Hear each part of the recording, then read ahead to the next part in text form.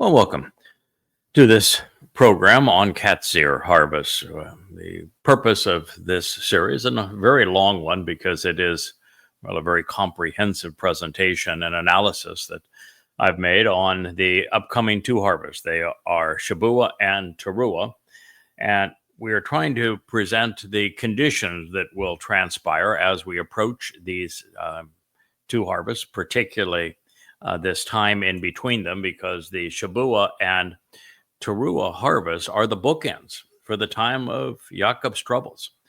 We have learned a lot about what to expect over these next 8.5 years as we move towards the return of our Messiah, Dode, and our returning King, as well as Yahweh's arrival here on earth to celebrate the time of camping out together, of Sukkah, of the return to the conditions found in the garden.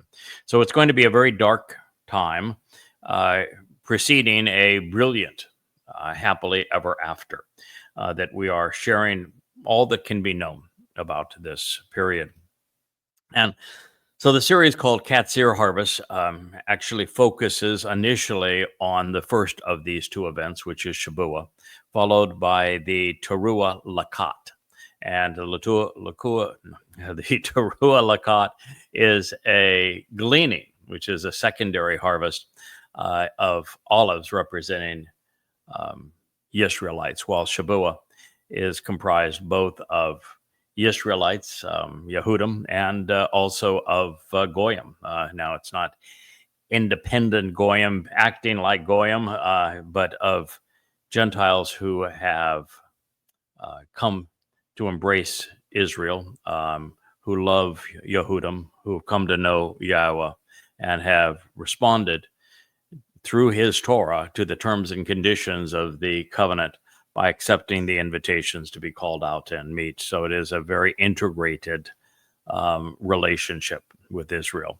As we can see here, we have the great and powerful Wookiee trying to play his role and ushering in the harvest. And of course, I have two monitors off to my right, and both of those monitors feature the pictures that the camera is picking up, and therefore of the great and powerful Wook.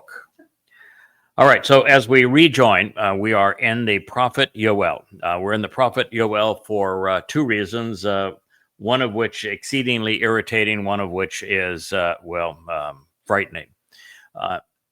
The irritating reason is that in the Christian New Testament, the second chapter of the book of Acts, a fellow who is ascribed now the name of Peter, even though that was not a name given to anyone, is promoting the myth that his church was born on a date called Pentecost, which he rips off as Shabuah. Now, of course, his proclamation is that everybody that was there was imbued with the Spirit, with the Holy Spirit, and they became very accomplished yibber-yabberers. It doesn't really make it clear whether they could yibber-yabber in a language of their choosing, or if they could yibber-yabber not so much in a foreign language, but could understand the yibber-yabber of foreigners. And this was called Pentecost.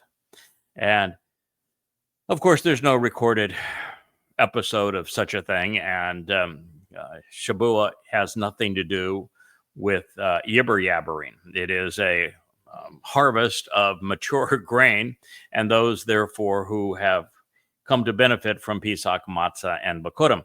But the reason that we are in Yoel is that the primary justification that said individual, now known as Peter, gave for his Pentecost experience was Joel the prophet.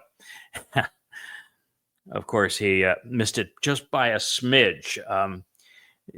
Joel, as the prophet, is, by his own admission, talking about the last days and what's going to occur as we anticipate this time of Israel's troubles and the return of Dod and Yahowah to finally resolve the ultimate relationship, not with Goyim, not with the church, not through a Jesus, but through the Messiah and Son of God, Dod, and his people, Yisrael and Yehudim. So that's where we are at this point now. The thing that is frightening about this, not a pretty picture. And Israel, I am probably the most invested person, not only in the world today, maybe even in the history of the world, to effectively expose and condemn those who have sought to harm you. Having written 13 books about the terrible plague that is Islam, Christianity, and Judaism. And so I understand a great deal about those that would harm you. And I have risked my life to keep you safe from them, sharing all that can be known about the frauds of Christianity, Islam, and Judaism. But the fact is, Israel, you've been your own worst enemy. Mm-hmm. What we're going to read here, what we're going to share here, you brought upon yourself. You've been estranged from God for 3,500 years. He chose you, but you have not chosen him in response. You were belligerent during the Exodus and obnoxious, and it hasn't changed. It hasn't gotten any better. And the worst among you are the most religious among you. And the second worst among you are the most political among you. So this is not a good situation, and it's going to get much worse, and you are largely responsible. That was my theme on X and Facebook this morning, was to say, Israel, you've done everything possible to commit suicide. So unfortunately, many Jews are going to be left behind as Muslims by the millions start gunning for them. The result will be murderous. And what the prophet is talking about here, it parlays off something that was written several hundred years previously, at least 200 years previously, by Yahowah Isaiah. As Yahowah Isaiah set the scene where he said that the Shabuah harvest would be celebrated right after Israel is thinned at the waist, which is the quote-unquote two-state solution, and becomes indefensible as a result of this, as terrorists from all around, but particularly in Syria, arise to torment God's people, and that there's a horrible outcome as it relates to the government out of Damascus and the so-called outcasts in Jordan, which would be today's Fakistinians. And that as a result of that, Israel is thinned at the waist. It's thinned at the waist in conjunction with, or just prior to, Shabuah. Shabuah is presented by Yahowah and by also Gabriel, Dod, and Daniel as 7 years. Of course, the harvest is named Shabuah, sevens, 7 years prior to the fulfillment of Towrah, Kippurim, and Sukkah, which transpire in 33 CE, 2033 CE, which is year 6000 Yah. And therefore, you backdate 7 years to Shabuah, it will be on the Shabat of the 22nd of May of 2026. So this is the commencement of the time of Yaakov's troubles, although we must be cognizant of the reality that the birth pangs for this began in earnest on 10/7 of 23, and the bookend of this will be the celebration of Sukkah on 10:7 of 33. This is the time we find ourselves in. It will be a day of darkness, during a time of ignorance and confusion. So much is obscured. Yom Chesek, a period of terror and gloom. When there is a significant reduction of light, of a lack of enlightenment, a day of obscuring phenomenon, a time of smoke screens and clouds so thick they obscure the light, gloomy and miserable, similar to the swarthy blackness which is spread out upon the mountains, with an enormous number of dim-witted and unenlightened people, so numerous as to be uncountable, the likes of which has not existed previously, even to the dawn of time. After this, it will never occur again throughout the years, generation unto generation. Yoel, Yahweh's God, Joel, chapter 2, statement 2. All right, so God used a whole lot of words for they're going to be really stupid. That's basically what it is. He's saying that the Marxists, who are socialist progressives that are in Israel and rallying around the world against Israel, are ignorant. They're irrational. They're unenlightened. He's saying you're stupid. And he's saying that the Muslims who have leagued with them are equally dim-witted. God is not impressed with the preponderance of people on the planet today or with his own people today. There has been a dumbing down of humanity that is catastrophic. You spend any time in social media. I don't care if you are listening to experts speak on YouTube or you're looking at posts on X, even posts on X by POTUS, particularly by POTUS, the President of the United States, and of the anti-Semites as Marxists, led by Greta. And oh my God. And Muslims fanning the flames of anti-Semitism. It is the darkest, dim-wittedest, I'm sure that's not a word, but it seemed to work for the occasion, period, ever. And since the dawn of time, where humans gradually elevated themselves in terms of using their brains to imagine, learning to write, and to seek answers, this has been the last 50 years or so, in fact, 100 years, have been a death march off the cliff into the darkness of death. When I communicate on the social media platforms, the audience is incapable of thinking, of processing a intellectual discussion. Evidence and reason no longer matter. You see posts where it's obvious that the Muslims and the Marxists making these posts, or even the MAGAs, have flunked all forms of education.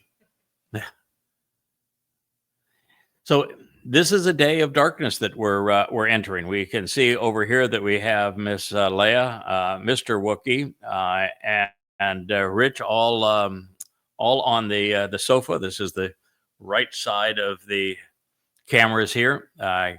Camera right, or if you're looking at us to my left, Ocean is off to the other side. So that gives you a little feeling of the environment that we're in. And I think Leah and Wookie even have a microphone over there. So it is a day of darkness, of complete ignorance. People are universally confused, and This would include the political and the religious. I'm not sure there's much of a difference between the Marxists and the MAGA today, or the Muslims. It's all just viciousness, and everybody wants to demonize everyone else, as opposed to, here's the issues and let's reason our way through them. It's all slathering people with demonization. You see it particularly now, trying to demonize Putin and to blame Putin for this mess that's in Ukraine. When, the fact of the matter is, Russia is prevailing in that war to such an extent, and it was a war that was brought on them. They didn't start it. They didn't want to start it. They didn't want this war. It was brought to them to the point that there was no way to avoid it. And America worked on it for over 20 years before it finally manifest, and it's America that's running that war through its proxy.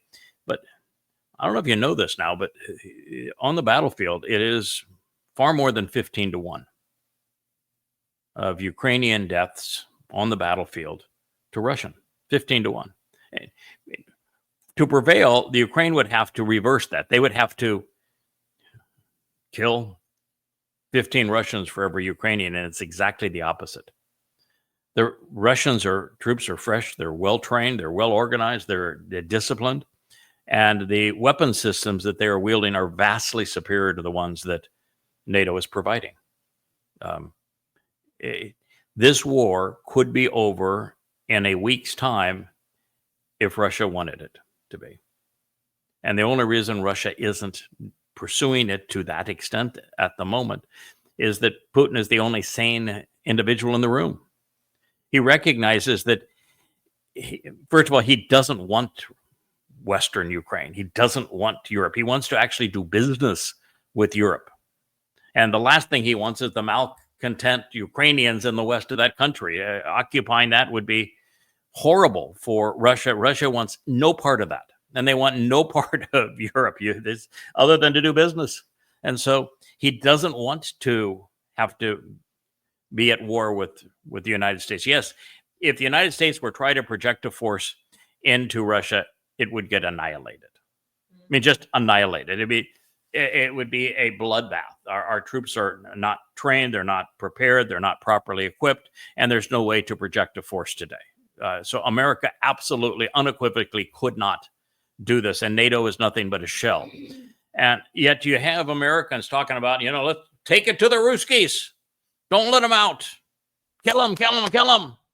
And for what reason? I mean, the only sane person here is Putin. That's not saying a lot. And Putin recognizes that because Zelensky and crew are so disgusting, so vile in this whole thing, that there really isn't any way to even stop the war unless they go into Kiev and take out that government and allow the rest of the Ukrainians to actually vote for a decent government. War can't be stopped so long as Zelensky is there. They know it. And it can't be stopped while Odessa, which is the gateway for all of these weapon systems, is part of this problem. So anyway, you're going to see Russia push ahead, and it's a situation where there's just total and complete ignorance on part of the world on something that, if Russia wanted to, and it would be justified in doing it now based upon the United States and the UK orchestrating that attack on the Russian nuclear strategic defense forces, and doing so in total violation of the strategic arms agreement. So the only thing you've got right now keeping us out of World War III and a nuclear war is Vladimir Putin. And the curse that you have are the heads of states of Europe and POTUS, the United States. When there is a reduction of light, a time of obscuring phenomenon, here the world has turned against Israel. Now, Israel has played a losing hand. They lost in the war of public opinion. They lost in the media war. badly. I mean, they just got their clock cleaned in the media war and the war of public opinion. And the continued attacks of Gaza, well, everybody in Gaza is either complicit or participated one way or another. And there's really no distinction in Gaza between a Gazan and a Hamas militant. The fact of the matter is that continuing to bomb Gaza into oblivion has turned the world against Israel. It's become enormously suicidal. And it is insane, Israel, to continue the same strategy and expect a different result. You've buried yourself in Gaza, and there is no way to prevail. And now we have Trump saying, nope, going to end the war, going to end it now. He even went as far as to say that strategy that his numbskull negotiator that's owned by Qatar, Witkoff, proposed, which was hugely in Hamas's favor. He says that's not withstanding anymore. Hamas did not agree to that, and so we're just going to end the war. You lose. And oh, by the way, you can't defend yourself from Iran. I'm chit-chatting with them. And even though he says, hey, I've got no, they flat out told me, absolutely not. We won't comply with any of your edicts. And there's no reason for them to. The sanctions actually aren't that meaningful to Qatar, to Iran anymore, because Qatar is bankrolling them. So there you are. I mean, just the situation is gloomy. It's miserable. There is a swarthy blackness that has consumed the world. Swarthy blackness is actually from an interesting word, shakar, and it is very similar to Satan's name, Halal bin Shakar. So it just is fun to see it in this, as is Chosek, which was used earlier to speak of ignorance and confusion, because it is one of the creation account terms. And so it says that the earth has come full circle, that humans have devolved over time. Leia was right. Yes, Leia likes the whole idea of devolution. Yeah. And it's We don't evolve. mankind has devolved. Yeah, our genes are also devolving. Yeah. The man's capacity to think are devolving.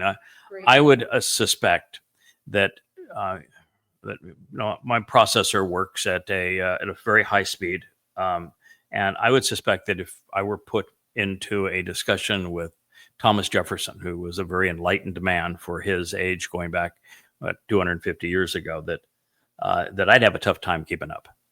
I know a lot more than he does. I probably understand a lot more than he does because of the tools that are available to us and the time I've been able to invest in it. But I just think the processor of the brightest among us previously ran faster than they do today. So that's my take on it. Anyway, this darkness is spread out on the mountains with an enormous number of dim-witted and enlightened people. Now, when it says that it's spread out on the Har, Al-Ha-Har, you're not going to like this, Israel. That's God saying that you and those who want to do you in, that you're trying to accommodate and tolerate in Israel. There are 7.5 million Jews in Israel, and there are 7.5 Muslims in Israel that want to kill Jews. And they have been incorporated into Israel, many of them and others, on the periphery. But between what is Judea and Samaria, not officially incorporated into Israel, and in Gaza, and in Israel itself, there are 7.5 million Muslims, 7.5 million Jews. And so this is one of two people. It's either the Muslims that you've tried to placate, reform, whatever it is that you've tried to do with them, and they're saying that they are now this swarthy blackness which is spread out across the mountains, which is sort of interesting because when you see parades now of Muslims, or even see Muslims in Gaza, they're all dressed in black. Black flags. Yeah, it's a black flag with some blood red and some green envy, but it is a culture that is fond of black. One of the parades through U.S. streets and European streets, they're all in black. It's like the Black Death. The hijab And is black. The burqa is black. everything. The dress of the Kaaba is black. It's all black. Yeah, the dress of the Kaaba is even black. It is the dark culture that is surrounded by ignorance. Islam is the dumbest religions of all religions. I'd say it's dumber by a long shot than Christianity and Mormonism or Scientology. It's the dumbest religion ever conceived by man, by one of the dumbest men to have ever lived, and easily the most incompetent and inarticulate wannabe gods of all time. So this blackness is spread out upon the mountains with an enormous number of dim-witted and unenlightened people, so numerous as to be uncountable. Now, when it gets to this kind of detail, now, there are a lot on the Haredim would be in black, and they are stupid. So so stupid. That is, you got to deal with that. Then you have the Marxists and Tel Aviv, and they are ignorant too, but they're not in black. And Tel Aviv is the furthest from the mountains of in Israel. So when you speak of enormous, dim-witted, and too numerous to count, the Haredi are less than 20% right now of Israel, and their black mourning clothes. And that's a lot, but 20% of 7.5 million, 1.5 million people, compared to the Muslims who are prone to wear black, who are spread out across the high ground of Israel, and particularly as Israel goes towards the mountains in the east, and they are as dim-witted as any religious group in the history of the world. I mean, you have to be unbelievably dim-witted to think that raping and torturing people and abducting them and killing them en masse while screaming your wannabe God's name, Allahu Akbar, is going to earn you a trip to a heavenly brothel. Right? I mean, the Quran's the dumbest book ever written. To believe it is to be exceedingly dim-witted. I mean, yes, and goddamn religion, I devoted 4,200 pages, 5 volumes, 5 very long volumes, to repudiating the Quran and the Hadith, Allah and Muhammad, systematically denouncing them. And there isn't a single positive thing that can be said about the Quran. It is absolutely reprehensible.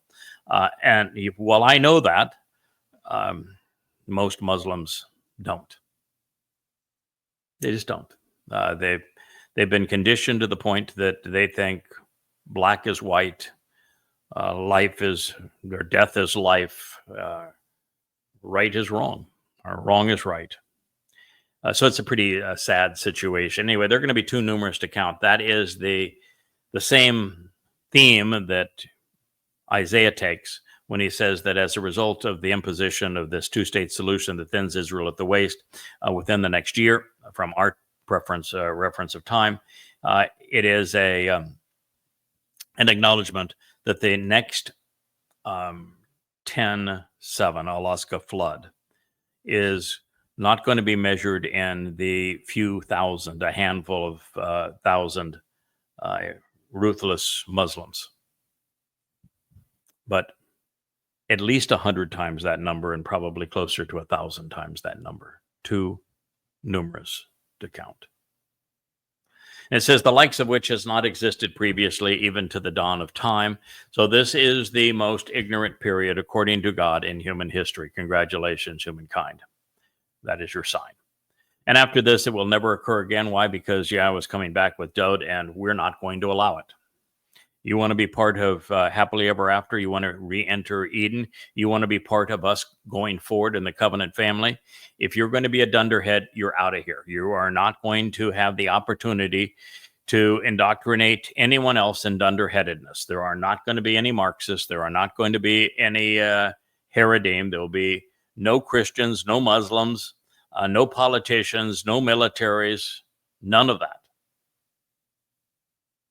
It's going to be even hard to have young people be part of it because they have been so dumbed down and rendered so incapable of using evidence and reason to think their way out of this problem that it's not likely to occur. Now, the thing that I do like here where it says, and after this, it will never occur again throughout the years into perpetuity as part of this eternal witness of changing times. It's ad shana.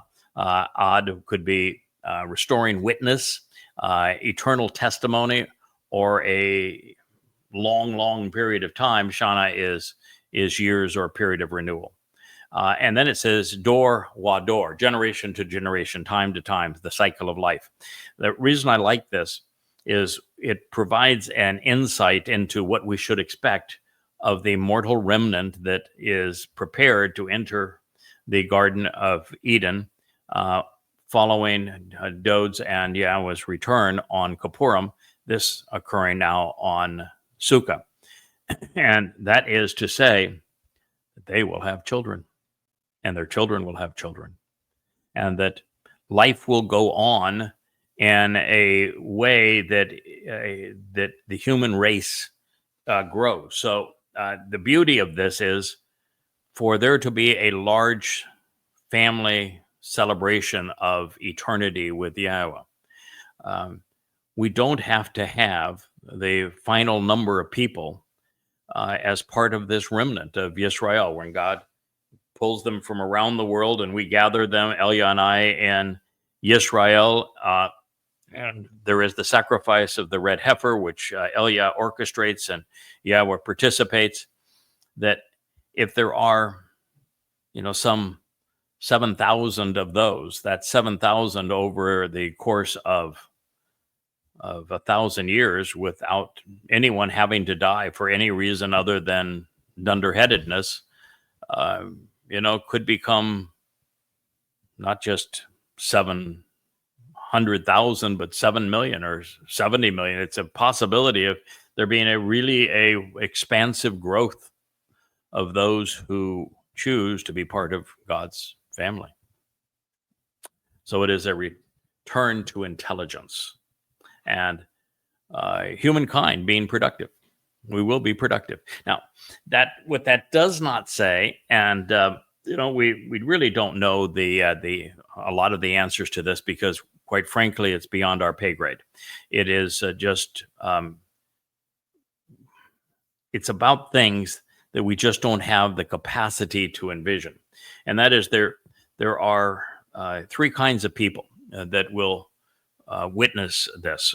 One of those is this mortal remnant of Yisrael, which is being talked about here. The second is those who have participated in the Shabuah, which is upcoming, and Towrah, 8 years from now, harvest, who will be immortal. They will be individuals who can transition between energy and matter at their beck and call, who will be supremely enabled, enriched, enlightened, and emancipated. And so with these individuals, we have no idea whether or not they would be able to procreate. And the whole thought of procreating sounds fun to me, but we just don't know in that regard. That we do know that Yahowah loves the idea of family and raising, and you would think that those who become exceedingly similar to his nature would want that same thing. So we may, as even children of the covenant who benefit from the Shabuah and Towrah harvest, have that capability going forward, because we know for certain that the mortal remnant in Yisrael will. Now, there is that third group. The third group is Goyim, who were not overtly religious, not overtly political, certainly not anti-Semitic, that have the proper attitude and aptitudes to be of value going forward, and they will be brought in really to to continue to operate the systems that will have value on the earth over that 1,000 years. And we would only assume, based upon Yahweh's nature, that many of them will have the opportunity to make that transition from mortal to immortal as well. All right, so that's a lot to learn from a statement that was Yoel 2:2. And from this, we can continue.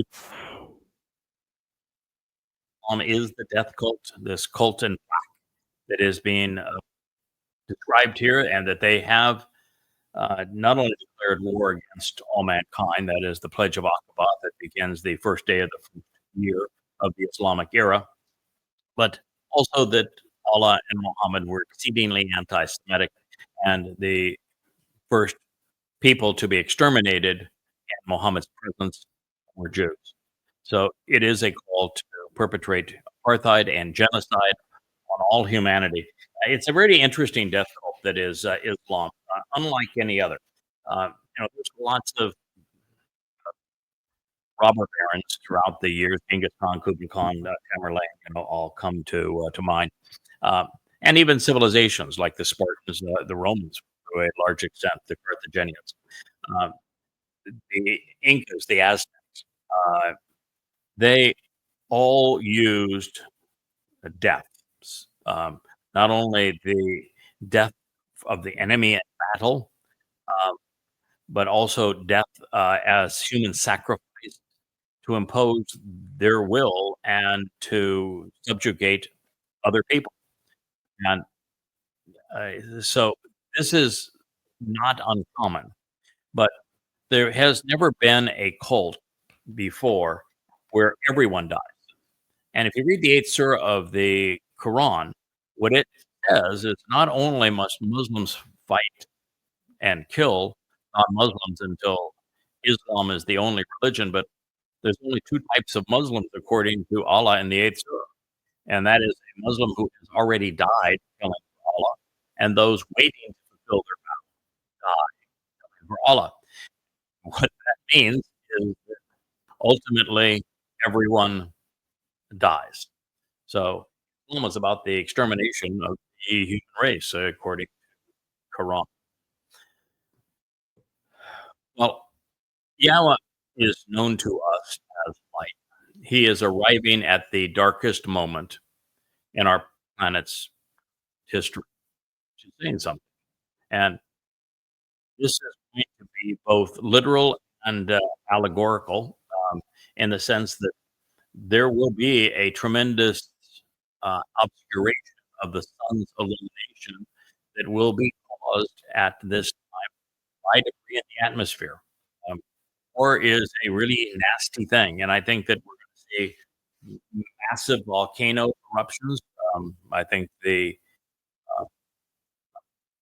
weather patterns are going to get very nasty, um, and I think there is all manner of things. Plus, there's going to be a massive nuclear exchange. Billions of people are going to die as a result of ignorance.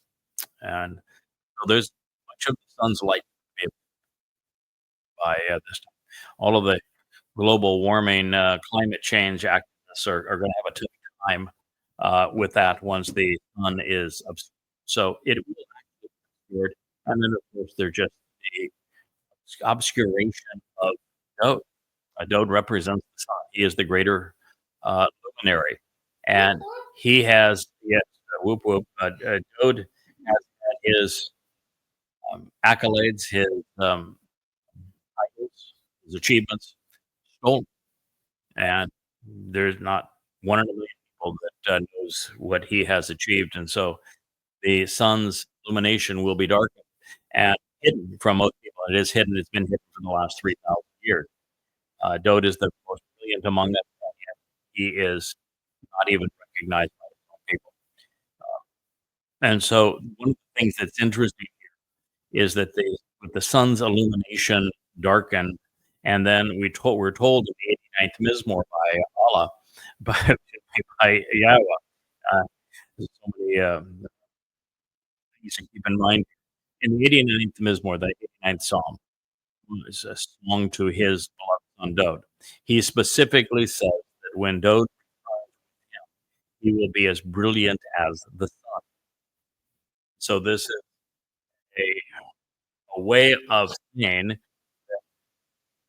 God's people and the religions have obscured the light of the greater luminary.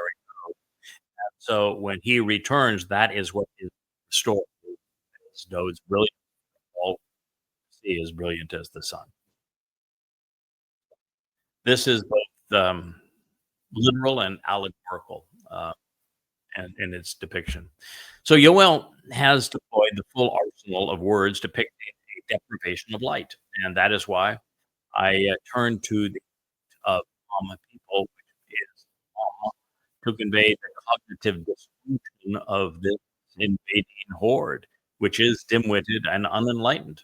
In some cases, at least when associated with Yisrael, can mean family. And on rare occasions, when depicting foes, as is the case here, is translated as militants or army.